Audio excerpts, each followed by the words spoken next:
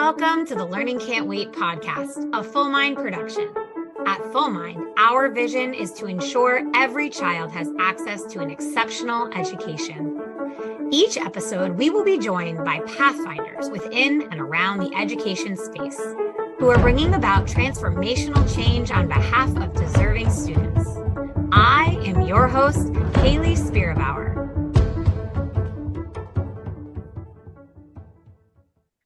Welcome back, everybody, to the Learning Can't Wait podcast. We have an incredibly important and timely topic to discuss today with two esteemed guests. I'd like to introduce you to a return Learning Can't Wait guest, Hedy Chang, the Executive Director of Attendance Works. Welcome, Hedy. Thank you. Pleasure to be here. A pleasure to have you back. So excited to have you on this panel alongside Malika Elwin, the Executive Director of Attendance, Research, and Innovation for the New York City Department of Education. Welcome, Malika. Thank you for having me.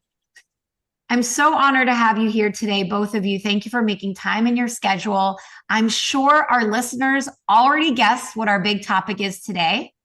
It's attendance, a very important topic at any time of the school year, but particularly at the top of the school year. Right now, we're recording. It's the very beginning of November 2023, and I'm excited to jump in.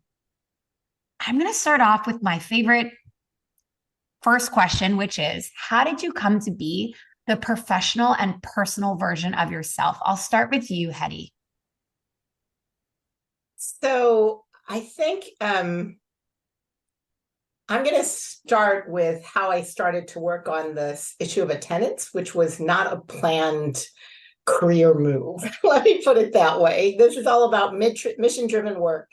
Prior to 2006, I had actually worked in an organization called California Tomorrow, where I really focused on how do we draw strength from our incredible diversity while also addressing the inequities that face a lot of communities of color, and how do you build upon those assets that our diversity brings. And I had done that for a number of years, then worked as a program officer looking at two-generation approaches to moving families out of poverty, because I wanted to shift from just looking at, when you start with work and you focus it starting with racial equity, you actually start with too small of a group of people who want to talk to you. When you start with the work talking about strengthening families and addressing poverty, you end up with a much bigger set of folks who understand why we should be talking together. And then you can weave in an understanding of racial experiences, of bias, and how do we draw out strength from that into that. In any case, in 2006, I was a mom with two kids in a elementary school in San Francisco. I intentionally chose to have my kids in this pretty economically diverse, about 40% free and reduced price lunch, elementary school, a quarter of everything. While I was there, a colleague of mine, Ralph Smith, he was a senior vice president for the Annie Casey Foundation, asked me to figure out whether I would take on the issue of looking at whether kids missing so much school in kindergarten and first was a reason they wouldn't be reading by the end of third grade. And at the time, in my school, there was a little boy who, born the same year as my own child, my oldest kid. And this little boy had very different circumstances. He was growing up in the projects. His mom was trying to get off of welfare, but he was a smart, caring, dynamic kid who I used to do a lot of stuff on our expanded learning programs in our school as a volunteer. And his mom and I used to throw joint birthday parties for our two kids. But his mom had a lot less access to healthcare and probably not good access all along. And in second grade, just about the time that Ralph asked me to look at this issue, she died. And I saw, despite a very caring school, us not be able to help this little boy in the way that I thought we needed to. And so when Ralph asked me to look at this, I had this picture of a kid who I knew was smart and brilliant and had everything that my kid had, but not the same opportunities and not the same supports. And it frustrated me to no end that we were not able to help in the ways that I thought we should. So when Ralph asked me to take on this issue, I took it on because I had this person who spoke to my heart, who made me want to look at this issue and really unpack it. And what I learned in my first years of doing research on this was that we didn't look at attendance data. We looked at truancy. We didn't look at average daily attendance. We didn't notice when kids were missing so much school. We didn't have systems to support our educators to look at that data, nor did we have coordinated systems so that, and in this case, this child who was going through the child welfare system, but then was now across town with his aunt and having real transportation issues getting to school. And we just didn't have the systems to support. So what I realized, though, that we actually never had even the data to alert us when we needed to activate support. And that actually led me to produce something called Present, Engaged, and Accounted For. And this is actually a story with New York City. When we started Present, Engaged, and Accounted For, I was trying to get New York City to be part of the data, and I was unable at the time. But then I started talking to Kim Nauer at the New School, and we started comparing notes. So in October of 2008, I was ready to release. And by that time, Kim had secured all the data to figure out that there were 200,000 kids chronically absent in New York City. And we had a plan to start launching awareness of this issue, where I would get Ed Week to produce and publicize my new report, and she would get the New York Times to write about her report about New York City. And that was the launch of the first really national articles talking about chronic absence. And then by 2010, I realized that it wasn't enough for me to be working part-time out of my basement as a consultant to the Annie Casey Foundation. We actually needed to start an organization, and we launched Attendance Works. And I will just say one quick thing. So when we launched, and I realized the first thing that Ralph did was help me assign me a communications person. I said, communications is good. And she said, you cannot call this a chronic absence project. No one will ever look at your work at all. It's too boring. This is why we all need help. We ended up finally coming with this name, Attendance Works. In the first 6 months, we had maybe 600 people on our website that we had started. Now we have over 400,000 people come to our website every single year. And we work, with 30 something states. And I will also just say that what was really clear to me from the very beginning when we started Attendance Works is that this is not a top-down thing you tell people to do. This is a work that starts with the coalition of the willing. The people who see the kids not showing up every day means something's not right. They can't start with blame. They have to use the data, engage, and talk to folks. And we actually, the thing that really pushed this to the levels that it is now is when we first started, I remember having a conversation with someone in the DC area in a national organization. He said, you're not going to give us some new unfunded education metric and add that to our long list of things to do that we don't have the support to do. If you do, you're crazy. So I realized at that moment that I was not going to start with any kind of federal legislation. I had to start with partnering with districts to show that if you took your data and you looked at your data, you could make a difference. And that's what we did. And by 2015, when ESSA was in its final, Every Student Succeeds Act was in its final form in the conference committee, because I don't actually lobby, colleagues of ours added it to the legislation as a required reporting metric to the feds. And then there was also language about how you could have an optional accountability metric that wasn't based on test scores. And what happened was we actually asked at that time, is there anything we need to do to make sure that stays in? And they said, no, because you've had enough work in these different parts of the country, we think that people will accept this. So we had the don't say anything lobbying campaign, because if you said something, someone might notice it and take it out. So, and it worked well. It ended up in the ESSA accountability. And then over time, what we worked with was with states to convince them, and 36 decided to, and Washington, DC, that they wanted to add it as an accountability metric. But it was important that states decided that they wanted to add it and wanted to act on it. This isn't something you force on people. This has to be with the coalition of the willing. Hedy, those are some incredible both details, personal experiences, and stories that you've shared here that have really illuminated why this work is so important to you and how your journey began in something you never thought you'd pursue, but really have built an incredible, incredible organization. And you mentioned that annually you now have 400,000 folks visiting your website, and I'm pretty confident Malika is one of them. But before we dive into why Malika may be one of them, Malika, I'd ask you the same question. How did you come to be the personal, professional version of yourself? Well, I came to education through law. So I am a lawyer by trade. And in 2005, I came to the New York City Department of Education, and I was doing litigation and special education. And at the end of 2007, that was my 10th year litigating.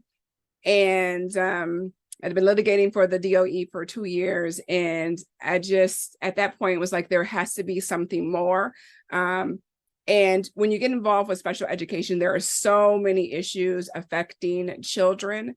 And the system, is supposed to support children in a way that they can grow. And that doesn't always happen. And I just thought that there was more that I could be doing with my skill set that would help support children in their growth. And I saw that as a way to help leaders, that help schools, that help grow communities. And so I made a shift away from litigation and law and really went into, at that time, what was networks in New York City public schools. So I was supporting principals, primarily high school level principals. And this is my 18th year with the Department of Education. And so I've had, I think in my career, like a full wraparound. I've been through so many different areas. And my thing with education is really like the whole child. And the systems and structures that are in place, they affect every part of a child's journey through this system, right? And attendance is really a symptom of so many larger issues, right? And so when you're talking about attendance, right, you really have to really look at the larger picture because it's just a symptom. And if you don't understand that, you really can't then address attendance at all, right? Because the barriers and the things that really keep students out of school are the things that are affecting, us every day, food insecurities, transportation issues, health issues, mental health issues. There are so many things. And what I like to say to my team, and I have a really great, hardworking team, is that a lot of times, where we are in the world today, and a lot of people like to say pre-pandemic and post-pandemic. And I like to say, I don't speak in terms of pre and post-pandemic because we are where we are, right? And we really have to address and meet people where they are. And even if you, look at the numbers, pre-pandemic, we still had a problem, right? We still weren't serving students in the way that we needed to. And that's why they were out of school. They were out of school before the pandemic. The problem just compounded after the pandemic, right? So we really have to really think about the things that we need to do to really serve our students. And if we do that well, right? If we address those needs, we get our students into the buildings, and then we are better able to educate our students, right? And so that's what it's really about. And I just, I have a 7-year-old myself, and, I was a kid, from, Lansing, Michigan, and, I love school, right? And I think that most kids would love school, right? But you can't love school if you have all of these barriers that are keeping you out, right? And so we really have to like attack those and really think about those and really think about the whole child, and really just understand that attendance is a symptom of just a larger picture. Malika, I think you just named our episode. Attendance is a symptom. I see a lot of, for folks who can't see us right now, which is everybody listening, I see a lot of vigorous nodding from Hedy about attendance being a symptom. I appreciate you sharing your journey as well, Malika. It's so powerful to hear how people who have such dedication to the students of a particular district or the nation at large, how they get to where they are. And hopefully it inspires others who are listening. I'd love to zoom out for a second. We've obviously started to dive into the topic here today, the content. Just 3 weeks ago, Hedy, you were quoted in a 74 million piece about attendance, which I'm going to use the word pandemic, Malika, but these are not my words. It said that 2 out of 3 students attend schools with high chronic absenteeism. That's really alarming. Hedy, can you help give us a little state of the union and set the stage for what we know at a national level, what trends we're seeing with attendance right now? Yeah, so it is incredibly disturbing to look at the data at a national level. So the federal government now collects data through EDFACS, and the last data for which we have data across the country is the 21-22 school year. So not this last school year, but the year before that. And when you look at the data, and they also produce data in 17-18. I would have looked at 18-19, but they didn't produce the data this way. In 17-18 and 18-19, we had about 8 million kids, and it was about a little bit more in 18-19, but pretty stable at about 8 million. So I think the 17-18 data holds true. In any case, if you look at, and we took this data in partnership with Johns Hopkins, so much credit to Bob Alfens and Von Burns on his team who are crunching this data with us. And we took a look at how many schools have 20% to 30%, that's high, and 30% or more, that's what we call extreme levels of chronic absence. And arguably, once a school has 20% of the kids chronically absent, you really need a system of support. You can't just think, oh, one person's going to address it. And the level of churn that is kind of happening is affecting both teaching and learning, because, you know, it's not like all the kids miss the same 2 days, and some kids are missing many more than 2 days. They're missing different days. So you might have a kid out of your classroom constantly. And how do you think about teaching? And the challenges of that churn can affect students' academic performance, but also behavior. And there is research by Michael Godfrey, for example, that shows it's not just the kids who are chronically absent, it's the kids who are in a classroom with high levels that are also having their educational experience affected. So we already knew by the summer from the work of Thomas D at Stanford that chronic absence had already gone up to about 30%, and close to that. And we had actually been predicting that for a while. What I hadn't understood is it's not just 30% of the kids who are affected. It's all the kids in the schools with these high levels. And so if you look at the percentage of kids who were in such high levels of chronic absence before the pandemic, it was only about 25% of our kids. Mm-hmm. So we went from 25%, which is a minority of our kids, to 2/3 of all our kids being in the situation. And the same thing is true for schools, although you get to the measure in a little different way. Before the pandemic, about 28% of schools, all schools, had between 20% and more levels of chronic absence.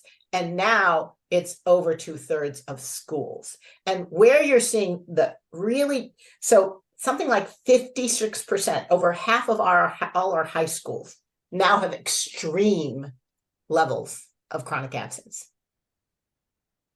3/4 have 20% of all of our high schools. High schools already had higher levels of chronic absence, but there aren't as many high schools as there are elementary schools. Right now, there are about 20,000 almost elementary schools in this country that have extreme, 30% of their kids chronically absent. And before the pandemic, it was only something like 3,550. And now it's close to 20,000. And not that I'm not worried about our high school too, but if you think about kids in elementary school who never get into a routine of showing up to school, their chances of reading by the end of third grade, their chances of counting, their numeracy. And now if we don't address that issue and they get to middle and high school, we're worried about the middle and high school crisis now. Wait till this cohort of kids goes through and they've never had a chance to get the basics. We are at a crisis that we just, I think I knew we were high, but when I looked at the data by school, I was astounded. And when I look at the data by grade band, and Heidi's right, like high school is one thing, right? But when I look at the data by grade band, and especially when you look at the data by, if you're looking at the data by pre-K and then K and first grade, it gives me heart palpitations, right? Because those are the critical ages, right? That's where our children learn how to read. That's where they learn their behavior skills. I mean, that's where a lot of like that is a critical time in school, and the skills that they need, they learn in those grades, right? And a lot, when you look at those numbers, and the routines, right? And if you have very high chronic absenteeism in those grades, the predictor, right, is off the chart of what happens, right? And the learning loss is just astounding. And so it's really about really narrowing down on those grades and not ignoring the other grades, the higher grades, right? But like really making families and educators understand, right, the importance of those 1 or 2 days that you may be missing a month or more, right? Like it really adds up. But it's not just about just the days, right? It's about the learning loss. And so connecting those two for people are very important, because sometimes that's the missing factor, right? And like I said, I'm the mother of a 7-year-old, right? And we know little kids, germs are germs and germs and germs. It's all that happens in the younger grades, right? But really thinking about and having those conversations and helping families work through that, right? Because those days, they add up, and the amount of learning loss that happens in those critical skills that, those children miss, it makes a big difference. It really does. And it's just, when you look at the data, it's scary. It really is. And so California is a good example of that. In 21-22, 40% of all our kindergartners in California, that's almost 200,000 kindergartners, were chronically absent. And that is such a challenge. The one thing I will say is, while I know I'm talking about all the challenges, I also will say, we know the steps you can take. We have to implement them to change this. So we just released an Early Matters the toolkit about addressing this as part of the transition into kindergarten. So when you reach out before kindergarten begins, and help go into preschools and help kids and families feel comfortable in the next. A lot of this, by the way, is all about family engagement and relationship building. You start with welcome and engagement, and make sure, one of the challenges with the pandemic is that a lot of times families now drop their kids off at the edge of the playground. They don't come in, whether it's safety issues or whether it's COVID related issues. And I actually think we can't assume that sometimes we have these, it's important to have the texting apps, but they're not sufficient. We have to really do deep engagement, because when families don't understand what kids are learning, they don't prioritize showing them up to school. And a lot of folks are like, oh, well, kindergarten, when I was in kindergarten, it was play. It didn't matter very much. I didn't have to show up. But that's not kindergarten these days. And getting in this routine is so important. Also, when kids are in a routine of going to school, this is part of that education with families. it's really critical because that's how you help you deal with transition. That separation anxiety in kindergarten is totally real. And the way you get kids who are 5 years old through separation anxiety is you make sure they show up all the time. But in our toolkit, we talk about reaching out, starting with a warm welcome and engagement, partnering with families throughout the year, making sure that they understand these issues. Another really key issue is offering supports to reduce health-related absences. This is where a pandemic has made a huge difference. First of all, people are under this false impression that health-related absences are unavoidable, and that's not true. It is absolutely not true. Absolutely not true. Like everything from, you can just prevent kids from being sick.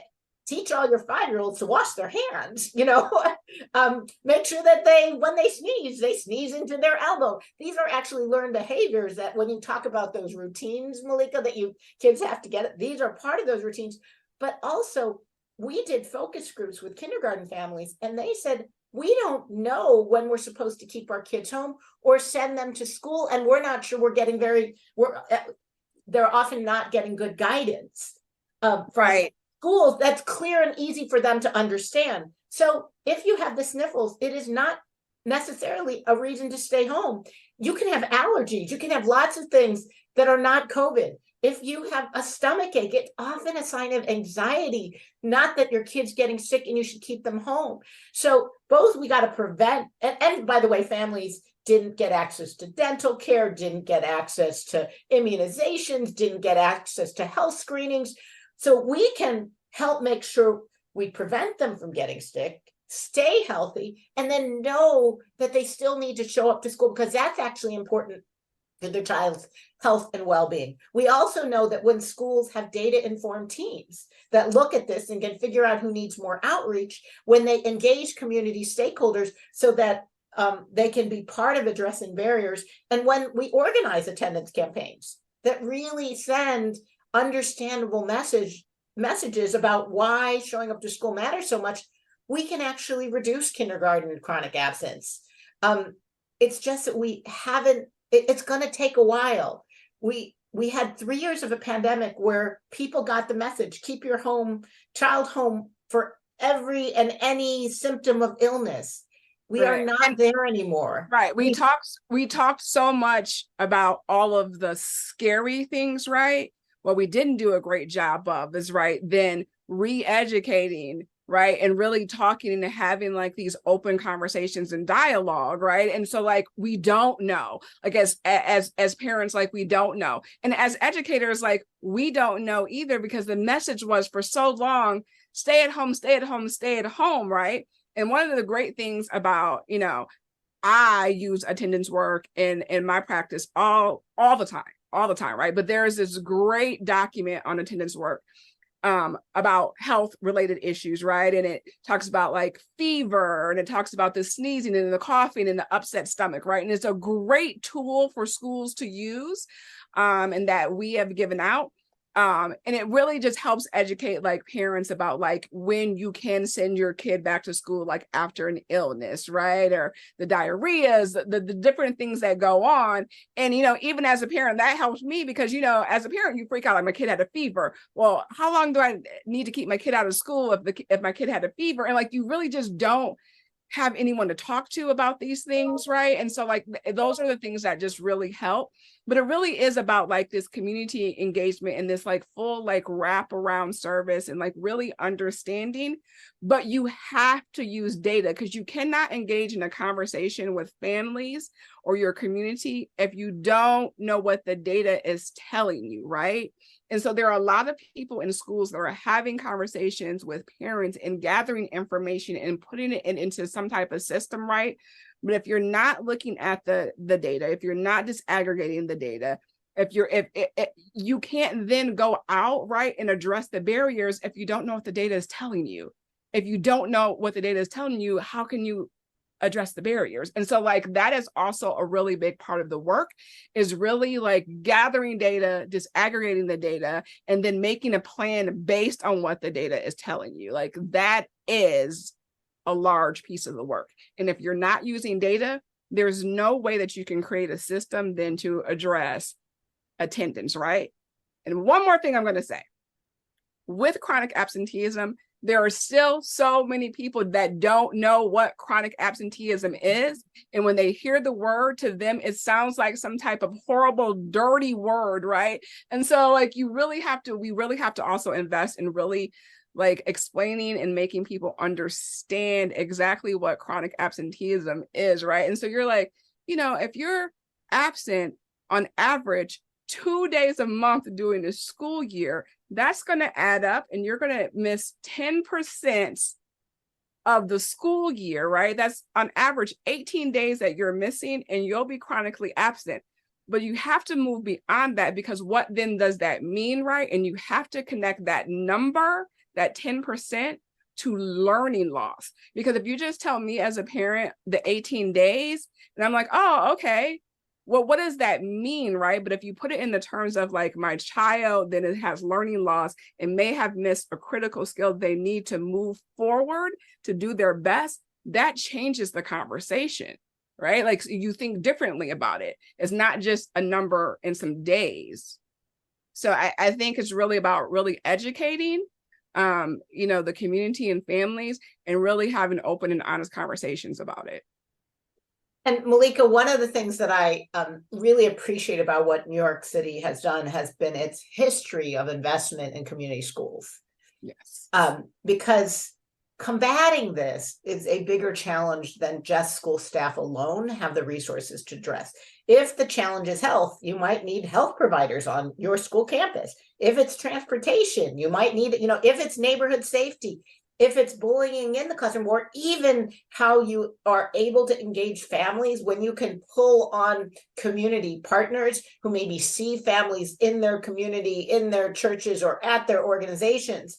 And one of the things I love, we actually did a webinar with the Campaign for Grade Level Reading, and I was able to highlight Children's Aid Society. And one of the things they did, so this is there's both when you miss telling kids and families how that affects their learning or their engagement or their access to resources, but there's also the upfront stuff of helping families understand what are the kids learning when they're there. And Children's Aid does these amazing short videos of little kids talking about, well, why I like to come to school, or a mom talking about why school's so important, and having, and that's really leveraging the social media that we have, so that families, okay, so maybe you can't walk into the classroom, but you can show a picture of what their kids are learning in the classroom. You can even send a picture home of a kid learning in your classroom, so that families both understand when they're not there, they're going to miss out, but, oh, I wanted them to get there because today this is what we're going to learn. And I think having community partners, though, and the RAND study that was done on the New York City community schools really showed that one of the first outcomes you get when you have powerful, strong partnerships is improved attendance. The reading and the numeracy is actually a little more of a lagging indicator, because you first got to get the kids there to benefit from the instruction in order to get the other outcomes. But if we don't see them showing up, and I so appreciate your definition of chronic absence, because what we're trying to say, yeah, it's 18 days over the whole year, but in the first month, who's missed out on 2 days, who's missed out on 4 days in the second month? Because if you can take action and prevent them from being chronically absent, then you can make sure that the consequences of those absences don't happen. And so often it's we have a team, but maybe they're not using data, or they're not using data consistently enough, early enough, so we can take those prevention-oriented steps, or both to see who needs more support, but also maybe there's this one teacher who's got incredible attendance, and you ought to go and find out, well, what are they doing, and how can other people learn from that person? Right. And so one of the things that, we're doing in New York City, and a lot of the work is focused not only in the schools, but through the districts with the superintendents. And so, each of our superintendents have a district attendance coordinator or a district attendance point that's really responsible for working with their group of schools on attendance matters, and really like looking at, we have multiple data dashboards that they can disaggregate the data from and look at it in different ways, right? But really this first part of these first 2 months, right, is really about, you know, drilling down and really like looking at the numbers and identifying for the schools, like who are those kids who missed 1 or 2 days, right? And making immediate outreach to those students. Like, so we don't need the days to pile up, right? We make immediate outreach to those that we looked at the first week, the second week. Okay, so who missed? What was the outreach? The telephone calls, the conversations, right? If we need to, you know, send out an attendance teacher to make a home visit, and even for those kids that just missed 2 days, right? Because 2 days are important, right? Especially in the first month of school, 2 days, it's a lot, right? And so, like, you know, I know like a lot of times, you know, kids and parents think, well, you know, if I miss the first day of school or I miss like a day in the first week, like there's not a lot of things going on in school, but there are a lot of things going on in school, right? That's where you get the routines and what's going to happen in this particular class and what I'm going to learn and who's in my class. And, you know, you get comfortable, right, in learning those things. And so if you're missing out on that and you're that student who's coming in at a later date, whatever, and that disrupts not only the class, right, but then you, that student, you know, doesn't feel as connected as the other students in the class. Like, so those things are important.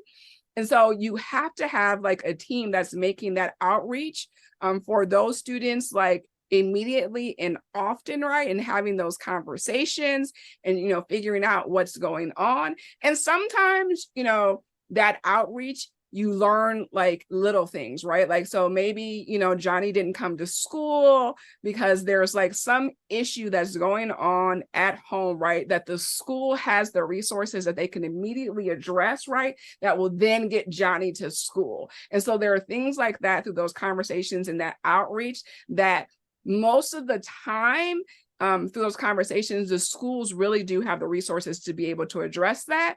And if they can't address it, right, if the school has a CBO, a partnership, right, there is that extra layer, right, where then they're making that outreach, you know, in addition, and they have a relationship with a family or a student, right? And then can be that extra resource that, you know, gets the kid back into school. And sometimes what happens also is that kids may not show up in the day to school, but then they go to the after school program or whatever it is. And so if you have that connection and that relationship with the CBO, right, they're that extra layer that then can also has eyes on the kids, or, you know, is involved with the family, that can then, if everyone is, you know, on the same page around attendance and they're aware that the kid didn't come to school that day, right, they can also engage in those conversations. So it's really about, like, you have to have a full wraparound service, right? And everyone has to be on the same page, and you're sharing that information and data, right, for the betterment of the kid and the family, because we all know it's important that we get our kids into school for so many reasons. Learning loss, yes, but like safety reasons. And we know that for a lot of kids, that's where they get their meals. But then we have also a lot of services in schools. A lot of our schools have wash machines and dryers, and they have like toiletries for school. So all these things that students may need that they don't have access to in the community are available in a lot of schools that can really service families. And Malika, one thing I want to just point out from New York City, because sometimes I think that you all in New York City take it for granted. You have amazing data dashboards. I was trying to remember what the name of the data dashboard is. And the thing is that I'm in too many places where, you know, it's some poor principal pulling them together and trying to create an Excel spreadsheet. It's completely unsustainable, because once that principal goes, or even if they just didn't have the weekend to do that, it's not going to happen. You all have new visions. Is that? We have new visions. We have insight. We have, and you make it easy, and you train people on these data dashboards. And in addition to that, you secure confidentiality agreements with your partners so that they can then get access to the dashboard and see, without having to go through a ton of bureaucracy, oh, Hayley missed school, I should follow up with her, and then I can coordinate and keep with the school team. I can't tell you how unusual that actually is.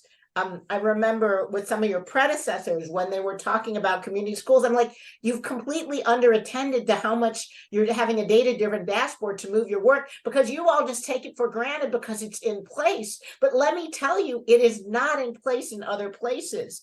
And so one thing, I do think that's pretty amazing. And I'm curious too, Malika, so we're starting to see, and this is promising, what we've seen nationally was that chronic absence was about 30% in 21-22. We saw, and again, I think people have different levels, especially when you have higher poverty, you might be higher than the national level. Then we're seeing from states a couple percentage decreases, and that ranges from very little decrease to maybe a 5% decrease, maybe on average a 3% decrease. That was for the 22-23 school year. And then I'm beginning to see a little bit of data for sort of September, October, which actually is very promising. I'm keeping my fingers crossed that this year will continue, no big anything's happening, but you're even seeing, so we're not back to pre-pandemic, but we're seeing some substantial decreases. What are you seeing in New York City? So for us, for our prior school year, we saw a 4% decrease. And so what I've been saying to, the team is that, for me, I feel like that is a significant decrease citywide with the number of students we have, and with some of the health things that were happening last year. RSV, was a large hit for us last year. And so we're seeing a 4% decrease for last year. For the first 2 months of school, we are still seeing a decrease. Overall, our numbers are pretty close to what they were pre-pandemic, at least for the first 2 months. We don't have that much data because remember, the data is tracked based on the number of school days, right? So we really didn't see our CA numbers until a certain date in October, right? I think it was like October. Well, and historically, if we go to pre-pandemic trends, the very best attendance is always in the very first couple months. Correct. Yeah. And then where you start to lose it is the holidays, right, and then the end of school, right.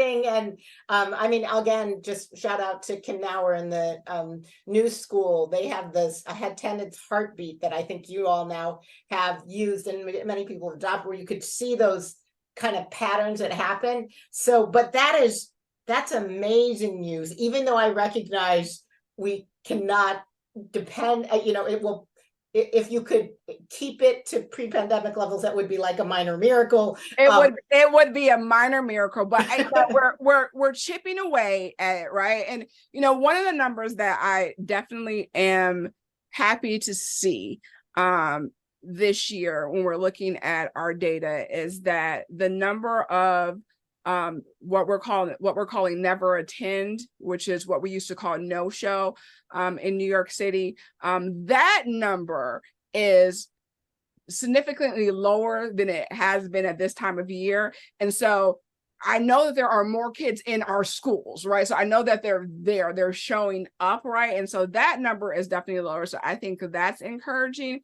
And we're working it. So I know that the teams are working, the schools are working, the districts are working.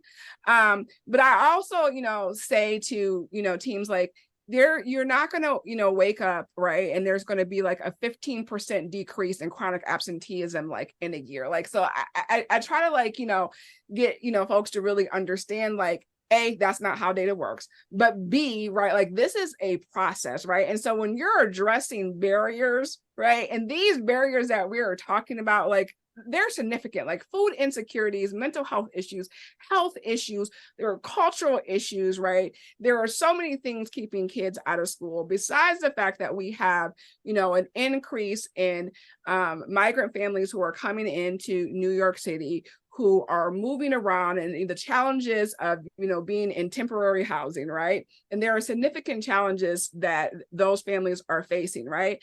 And so I think that we're doing a better job with, tracking those families and getting them into schools and providing services. But there are still significant barriers that are keeping those kids out of school that, we have to, this is not Department of Education or New York City Public Schools in itself cannot resolve all these barriers. So there are so many different moving pieces, right? And community organizations and different city agencies that have to be involved in this work, right? And that's also like a conductor, making sure all these pieces are moving, in concert, right? Because sometimes if you don't know what one hand is doing, it won't work. And so, I try to really temper the message also around that. Everyone is working, as hard as as we possibly can, right? But this is real work. And this is social issues that we're also talking about. And so we're not gonna wake up and in 1 year we're gonna be at, pre-pandemic numbers. It's not going to happen that way. But if we consistently continue to address it, we chip away at these numbers. And as we educate really people around this and really engage families, the numbers, it will come down, and it has come down. And so we just have to keep working at that and getting better at that. I think that really is the key. Malika and Hedy, this is the best podcast ever because I am not talking and you two are engaging literally on the work, on what you see in your own experiences, the implementations that have been successful. Hedy, your astounding knowledge of just every school system is incredible. I really wanted, in our final few moments together, I do want to dig in because you talked a little bit about attendance as a symptom. You both addressed how that looks. But what we haven't talked about is something that Attendance Works dedicates a whole section of the website to, and where I really like to live, which is around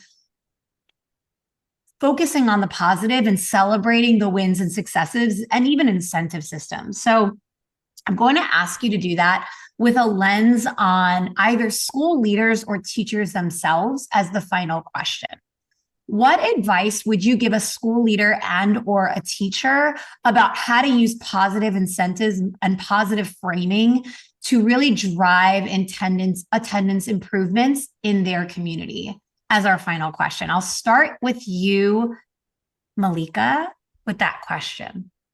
So I would say, and I think one of the things that school leaders have started to really do is remember back in the day when, the great emphasis was on perfect attendance, right? And so there was these celebrations around perfect attendance, right?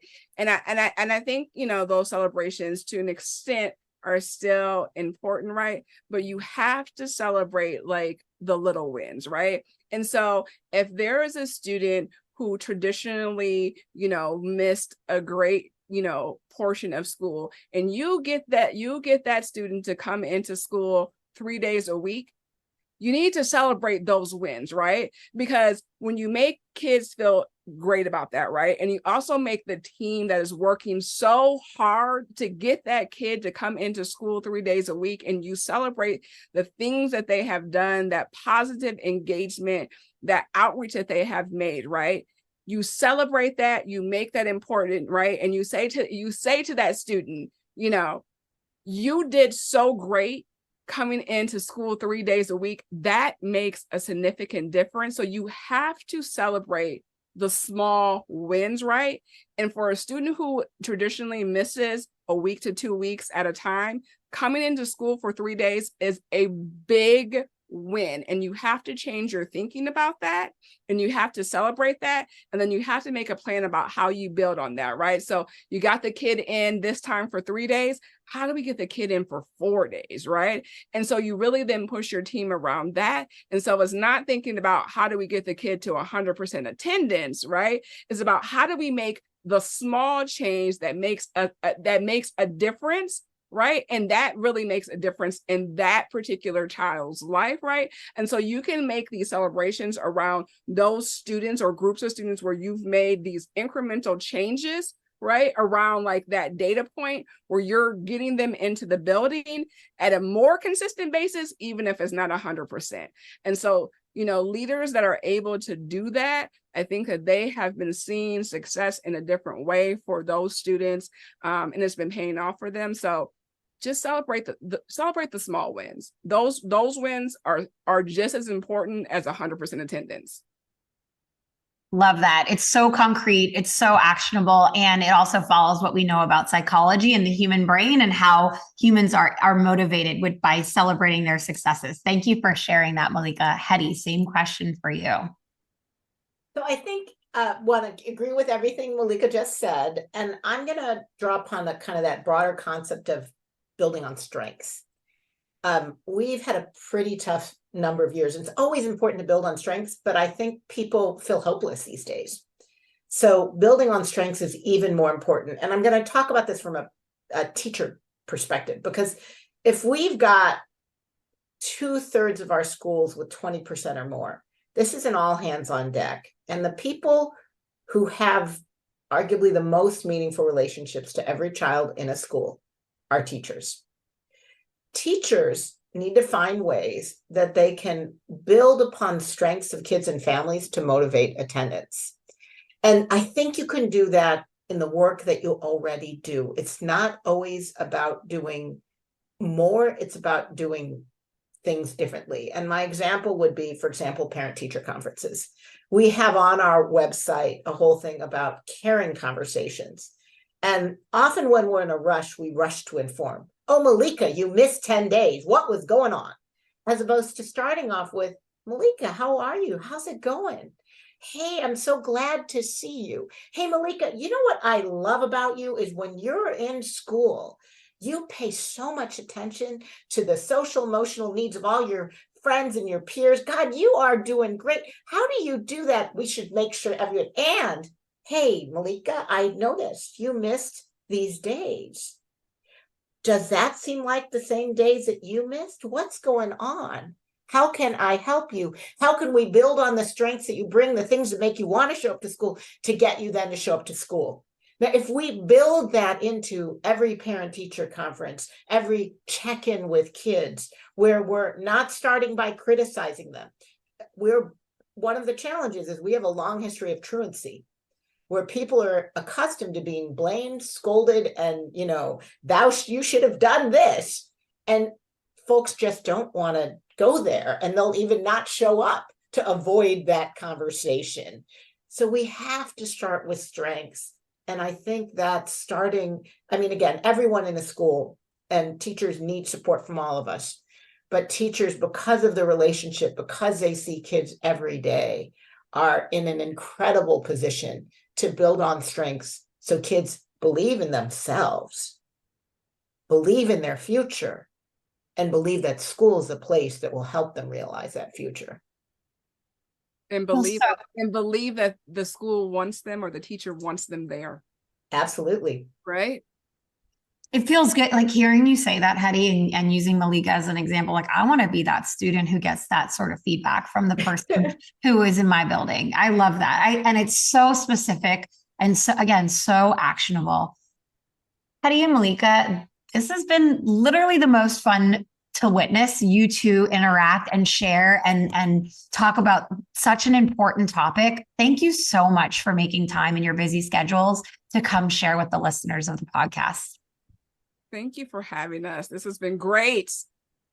Absolutely. And it is such a pleasure to meet you, Malika. I feel like I've known you for much longer than our hour podcast. Hedy, I'm so happy to meet you because I am on attendance works all the time. The most organic beginning of a real person relationship that I have ever witnessed. I can't wait to have you all back soon and talk more about this podcast. Thank you both for coming on. Thank you for having us. And Malika, I will email you so that we can meet in person over Thanksgiving. Okay, absolutely. Thank you, Hayley, for bringing Thank you for coming. Thanks for everybody tuning in today. Thanks for listening to the Learning Can't Wait podcast. If you like what you heard, please rate, review, and share this episode. Be the first to know when we have a new episode by subscribing wherever you listen to podcasts.